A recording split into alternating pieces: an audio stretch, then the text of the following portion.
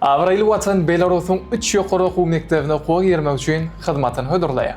Абралый Ватан предлагает бесплатное сопровождение при поступлении в 3 вуза Беларуси. Avraylı Vatan xususi korxonasi 2026-2027 o'quv yili uchun Belarus Respublikasining o'ngdavarji yuqori o'quv maktablarida bilim olmoq istagan Turkmeniston abituriyentlardan rasmiy nomalar qabul etmagini davom ettirgan. Индивидуальное предприятие Абралый Ватан продолжает прием документов от туркменских абитуриентов для обучения в ведущих высших учебных заведениях Республики Беларусь на 2026-2027 учебный год. Kompaniya yuridik shartlar hudurlaya. Belarusning 3 yuqori o'quv maktabida o'quvga yirmak uchun rasmiy nomalari tayyorlamoq va qo'llov bermoq bo'yicha ahli xizmatlar to'lovsiz asosda amalga oshiriladi. Компания предлагает специальные условия, полное сопровождение при поступлении в 3 белорусских вуза, осуществляется на бесплатной основе.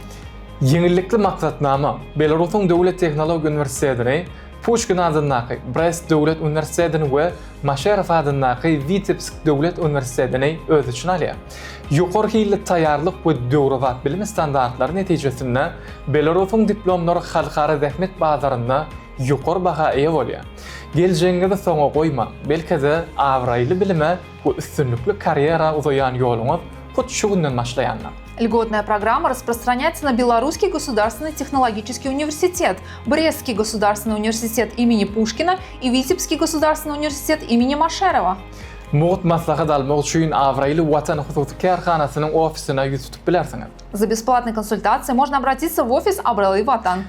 Aksiya boyunca yerlerin sani cheklidir. Количество мест по акции ограничено.